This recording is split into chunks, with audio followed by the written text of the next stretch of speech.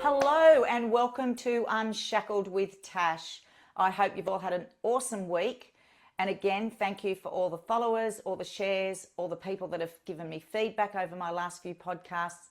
And I hope you enjoyed last week's podcast with Adam Hudson, just an amazing, amazing human and coach and leader. And the people that have heard Adam's podcast, wears many hats.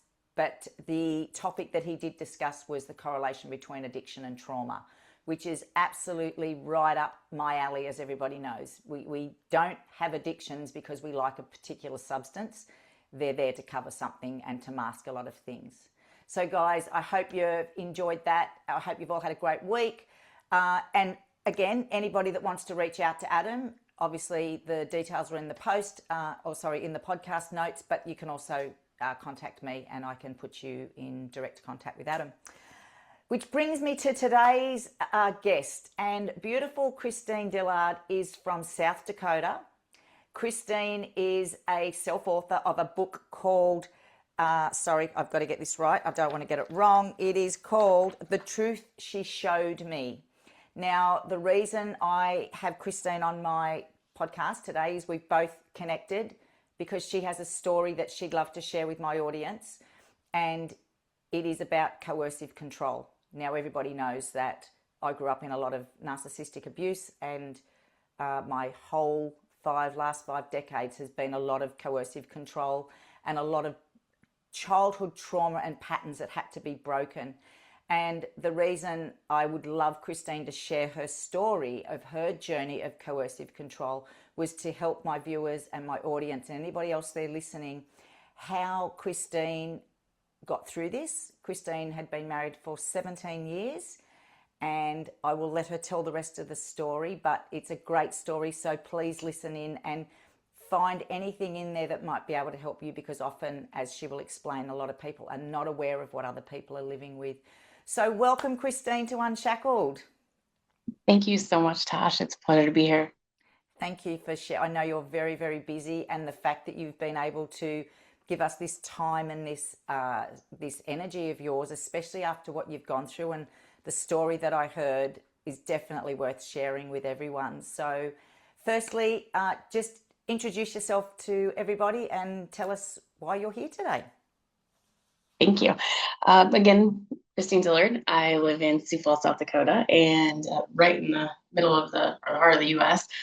I spent 17 years married. I've been out of that marriage for 2.5 now. I have 2 fantastic children that are in their late teens. I am a director in a Fortune 500 company. My daytime job is working with AI and technology solutions for some of my customers. I, about 3 months ago, I think, 4 months ago now, published my first book. It's called The Truth She Showed Me, and it steps through the marriage and the awakening to what I was experiencing during that time. I think for me, it was very early on. There were some things that I noticed. There were some, I wouldn't call them patterns. I think they were just like little mini red flags. And I very quickly explained those away in the early days of our marriage. And what I found is the closer I got to the end of my marriage, the clearer those red flags got, and the clearer the pattern got that got me from point A to point B and then to the other side. And it didn't start with big things. It started with really small things, or what appeared to be small things.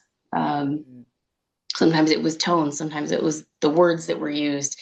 Sometimes it was just correcting something that I was doing. I was kind of in this constant state of feeling like I was failing at the things that I was doing at home. And I think that's one of the things that probably helped me be successful in my career. Absolutely. Is that was a place where I felt like I was succeeding. And that was a place where I felt like I had some control over the outcome of where things were going. And, as I moved into divorce and the early days after the divorce, one of the things I found myself doing was questioning the reality of the 17 years that I'd lived. And I had spent about 3 years up to that point just processing the things that I'd been through. And I was still kind of active in the marriage, or I was still in the marriage. Um, and although I'd processed those things and I thought about all of those things, the thing that I wasn't really prepared for was questioning that reality afterwards. Um, and as I started to do that, one of the things that I kept thinking was, man, I know my kids aren't quite ready for all of the conversations, or maybe even ever will be ready for all the conversations about what had happened during that 17 years. But the one thing that I wanted to make sure that they never did was question their reality as they worked through their healing someday. And to do that, I started just a quick little journal that I was hoping I capture some little moments and stories, things that had happened during that 17 years that would stick out for them, things that maybe they witnessed. But anyway, it started with a journal, and it was, 100 short little stories that I hoped would resonate someday and validate the things that they had experienced so that they weren't questioning themselves. And so I'm 2.5 months or so outside my marriage at this point. And the one thing that I had not really done yet was say any of these things out loud.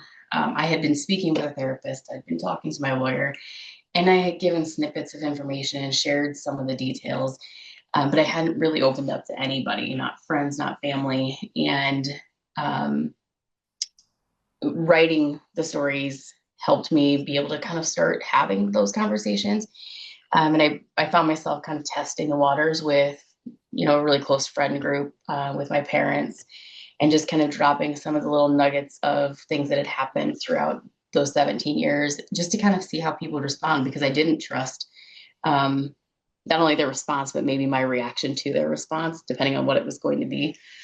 Because you've had your reality questioned for so long. Yes, yeah. And I wasn't, I was at a point where it's like, I don't even know what the reality is. Mm. And I was trying to make sense of it myself. And so in that process, what I found was each person I spoke to, even people that I had known for years and years, decades, some of them, I found each one of them had their own version of a similar story. Um, Not identical, but similar. And I found healing in that. And I know that many of them did as well. The more often I talked about it, the more stories I heard. The one common denominator in all those stories was I was too scared to tell anybody. I was too ashamed to tell anybody. I was afraid people were going to judge me. All of these things kept people from talking about it. And I felt alone. I felt like I was the only one. I had those same feelings. And I kept hearing these things. And the thing that kept resonating for me was like, listen, we have these amazing platforms out here. Like, if we just talked about this more, Yeah. and we shared more stories, maybe someone will feel less alone, 1 month from now, 2 months from now. And maybe they will get to leave sooner because they heard one of these many stories that people have. And that's kind of what inspired the start of the actual book, in that transition. Wow. So, people would think that they would recognize coercive control, but Christine, would they?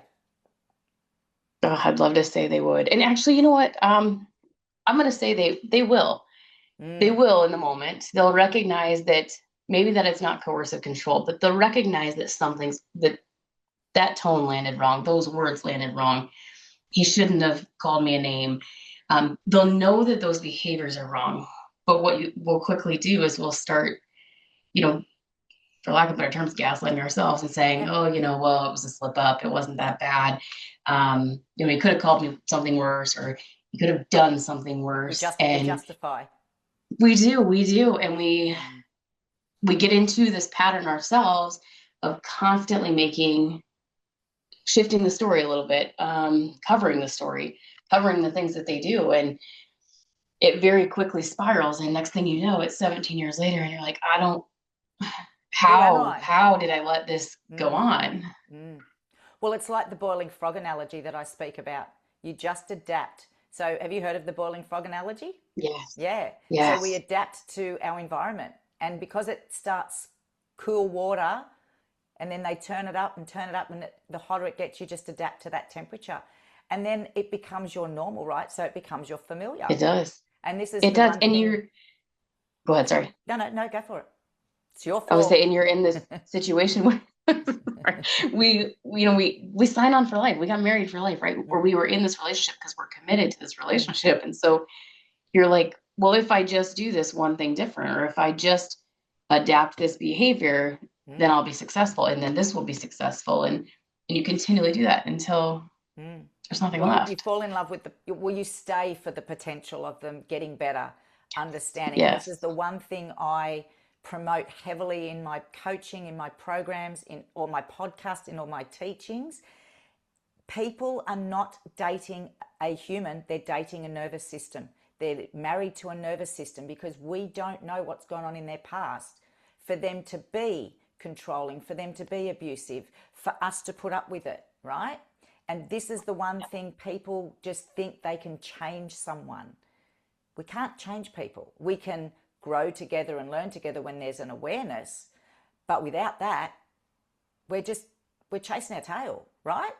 So that leads, Absolutely. yeah, so that leads me to the next question. When did your intuition first whisper that something wasn't right? So early. So early. And don't you sit there and go, oh my Lord. Yeah. It's funny. It whispered for a while and then it got real loud and started screaming. And that's what it does, right? Like it starts with these little moments where they say something, all of a sudden your heart's racing. And there was a very early moment that is, I would say, probably one of the higher impact moments. I was 7 or 8 months pregnant with my son, and we are driving down the highway late for something that my ex-husband had to be at.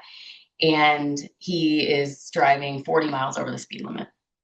And South Dakota highway at dusk is not the time to be doing that. Really, no time is, but that's really not the time. And I remember just being terrified. I'm just like, do you not understand? There is not two people in this car. There's three of us. Like, what are you doing? Like, I don't care how late we're going to be. We don't need to be reckless. And I knew in that moment that was wrong. I knew the fact that he wouldn't slow down was wrong. And, we're less than 6 months into our relationship at this point. So my heart racing, kind of like this mini second or this mini moment of panic, and I don't know what to do. And I don't have any control in this situation. So how do I bring him down and get him to slow down? There's hundreds and hundreds of those over the years where my hands are sweaty, my hands are shaking, my nervous system kind of just shuts down, and I don't have words. I just stop talking because I don't know what to say because nothing's going to be the right thing to say. And then over time, it started to get a whole lot louder, and it was high blood pressure, it was high cortisol, it was weight gain, it was puffiness in the face, it was insomnia, it was all of these different things. And if we don't listen when it whispers, it's going to start screaming. And I think that's the thing that we don't realize. Yeah. It's interesting that you spoke about the car incident because this is one of the big things I've learned over all the years I've been doing this work. And when somebody like that is at the steering wheel, they have all control, and that's what they love. They love knowing that you are sitting there fearful. And I was actually in a very similar situation a few years ago, which was part of my awakening. I discussed this with you when we did our interview. And it was a very, very dark narcissistic person who decided to drive for 9 hours like that. And by the time I got back to Sydney, my nervous system was shot. And then they turned up as if nothing happened, right? Like it was funny, like it was no And big deal. you're making it bigger than, but they had that full control of you and your body and your safety and everything. And you can't do anything. And Nothing. it's really hard, isn't it? And you can sit back now and go, I should have.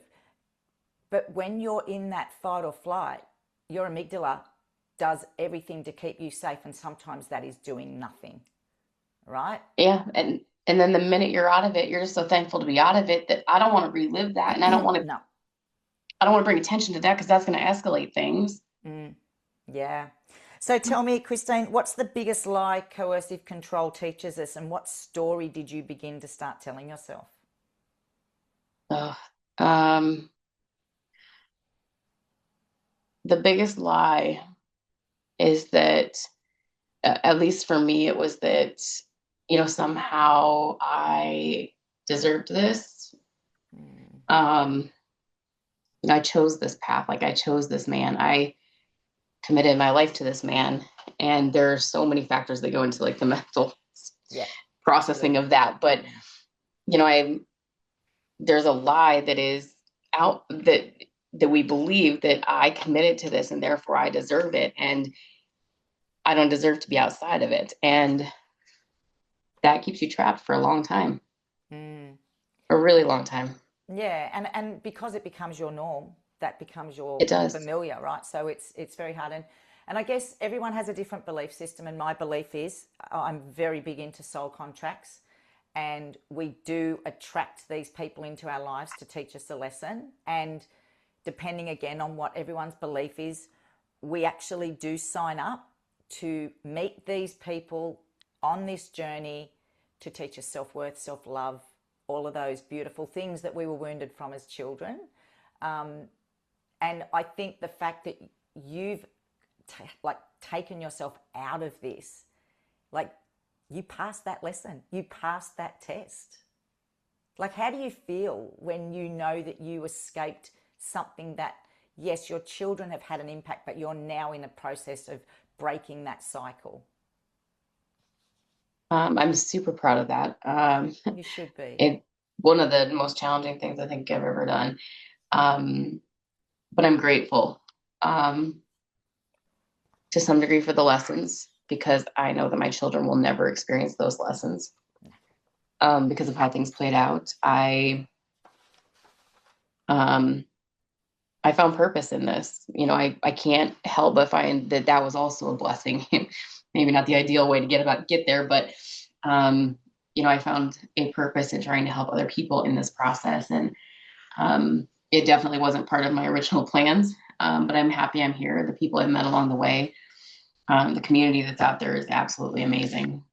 And I think you should be so, so proud of yourself because a lot of people don't leave. And I know that you've got your own stories of why at times you didn't leave, and that's up to you whether you share that. But there's a lot of manipulation, a lot of gaslighting, a lot of threats.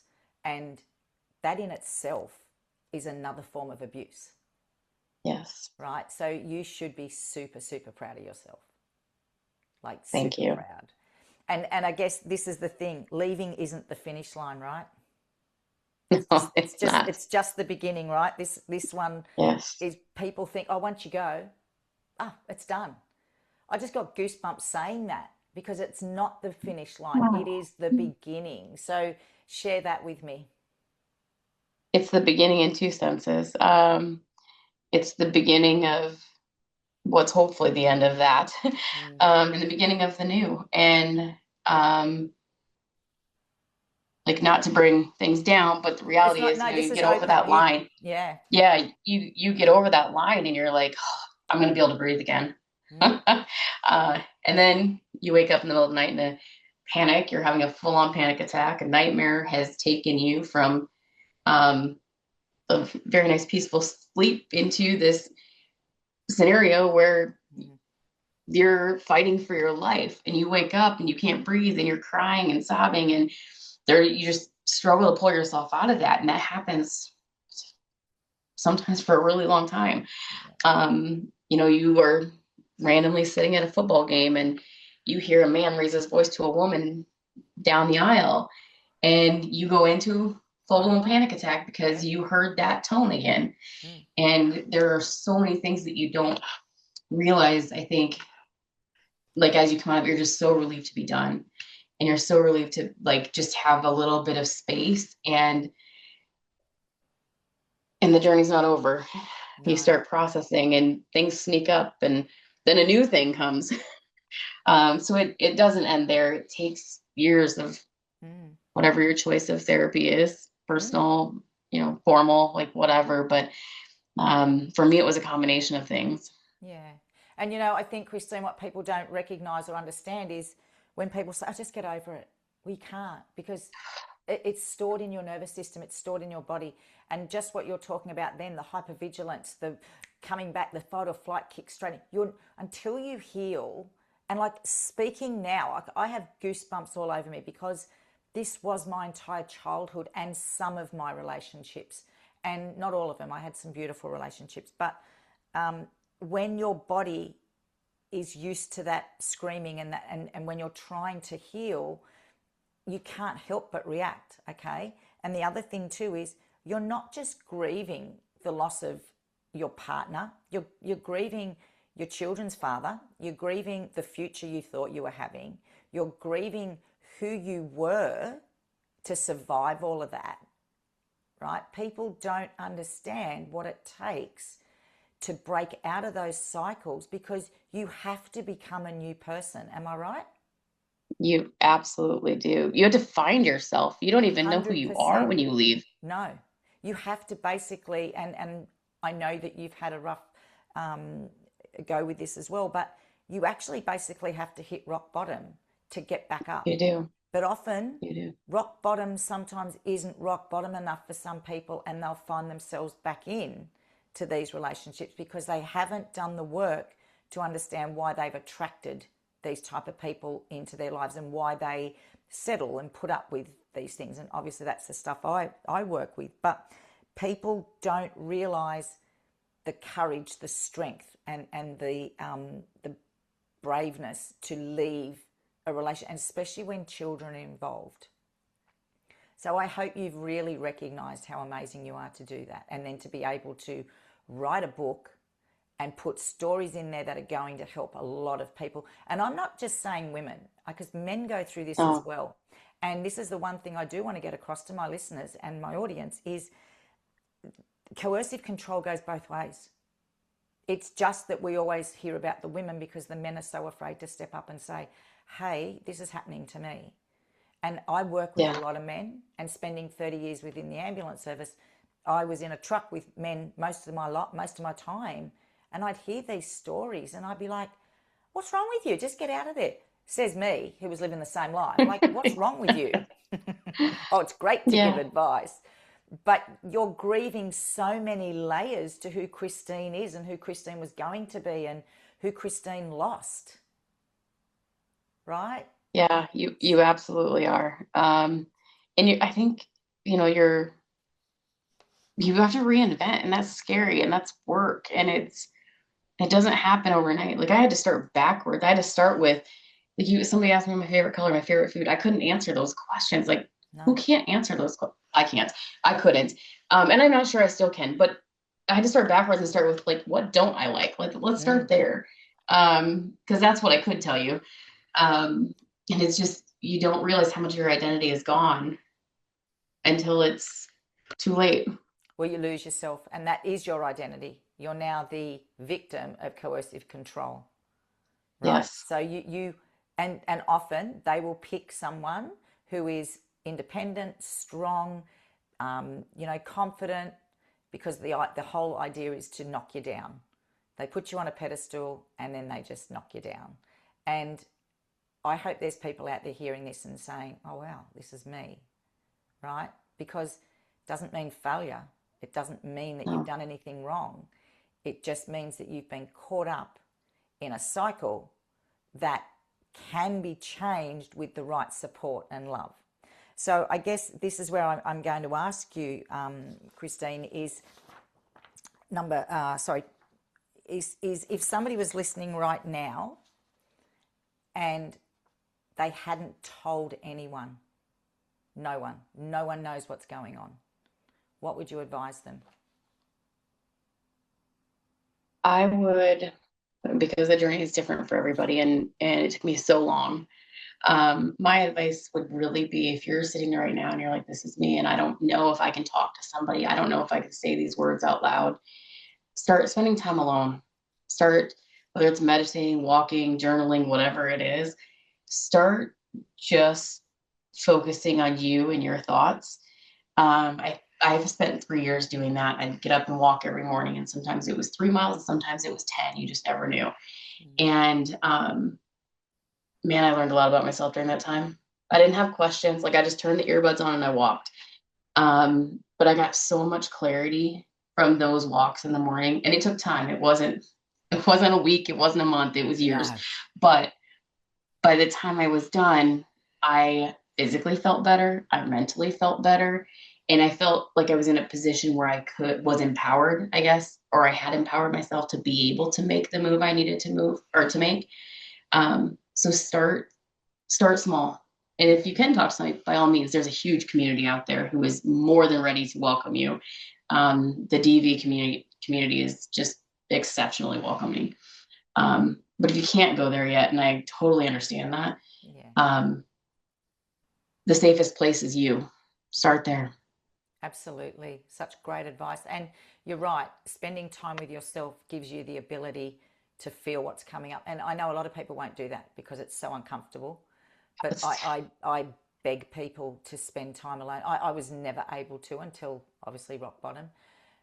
But when you actually sit with yourself, so much comes up. And yes, it's uncomfortable. And yes, it's mirror. You're looking at yourself like you have to face those parts of you that you've been pushing down, in your case, 17 years. Shush, Christine, that's not happening. Christine, that's not real. Christine, put that aside. Christine, doesn't matter about your feelings. You've got children. Christine, this, Christine. That's what we do. We push it down and we push it down. And so to sit there then and go, where do I start? You start, like you said, the small steps, being safe. And then if you do find somebody that you can start to talk to, great. But as I always say, and yes, you're right, everyone has their own way of dealing with it. But unfortunately, talk therapy alone does not work. You have to have this released from your body. Would you agree? I absolutely agree. One of the first things I did was I participated in some Reiki energy healing before I could even have the conversations. And that that Reiki room allowed me to release a lot of the emotion without having to say a word. And that was probably some of the most powerful work I did. Yeah. What are you doing for yourself now, daily? What do you Oh, do for I yourself? maintain all of those things. The therapy has not ended, the Reiki has not ended. But I've found this beautiful and amazing community of friends. I'm, getting back to a point where like I enjoy being out with friends and family. I avoided crowds before. I avoided noisy places because it always triggered something. And um, it's nice to be able to just be wherever that is, whether it's at home or it's out with friends and family. Beautiful. So it's safe. You haven't got that. It is. I know that hypervigilance is horrible to go out with. It really is. Yes. But I guess one final question for you, if you've got time, is Yes. if coercive control had a voice. Mm. Ah. I like this question a lot, actually. Um, you know what? It's going to start out, it's going to be really reassuring. Think Morgan Freeman. It's a voice you trust. It's a narrator. Everybody knows him. Everybody trusts Mm, him. And then at the blink of an eye, it flips to the scariest and most eerie whisper that you can hear. It's not loud. And then it has you questioning because it isn't loud. Is it real?